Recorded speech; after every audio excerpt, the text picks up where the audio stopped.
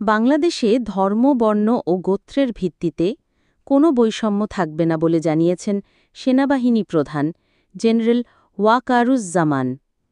তিনি বলেন, আমরা সবাই সমান।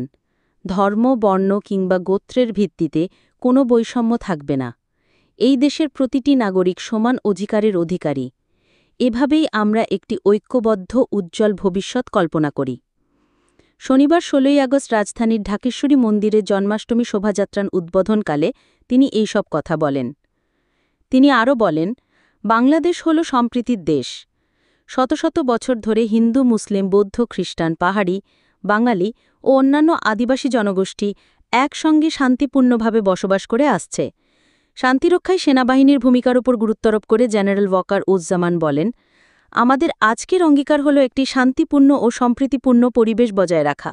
দেশে সর্বত্র সেনাবাহিনী মোতায়েন রয়েছে এবং আমরা সবসময় জনগণের পাশে থাকব, আপনাদের সঙ্গে কাজ করব। হিন্দু সম্প্রদায় সহ অন্যান্য সংখ্যালঘুদের উদ্দেশ্যে তিনি বলেন, আপনারা এই দেশে শান্তিপূর্ণভাবে বসবাস করার অধিকার রাখেন। আপনাদের ধর্মীয় উৎসব আনন্দের সঙ্গে উদযাপন করার পূর্ণ অধিকার রয়েছে। তিনি আরও যোগ করেন, আমরাও সেই আনন্দ ভাগ করে নেব। সেনাপ্রধান আশা প্রকাশ করেন, লর্ড কৃষ্ণার শিক্ষা দেশজুড়ে ঐক্য এবং সম্প্রীতি ছড়িয়ে দেবে। তিনি বলেন, পবিত্র জন্মাষ্টমীর এই দিনে ভগবান শ্রীকৃষ্ণের আদর্শ বাংলাদেশে ছড়িয়ে পড়ুক। সেই মূল্যবোধের আলোকে আমরা যেন পারস্পরিক শান্তি ও শ্রদ্ধার সঙ্গে বসবাস করতে পারি। আয়োজকদের ধন্যবাদ জানিয়ে সেনাপ্রধান বলেন, জন্মাষ্টমী উৎসব যে অন্তর্ভুক্তির চেতনা ধারণ করে তা সত্যি প্রশংসনীয়।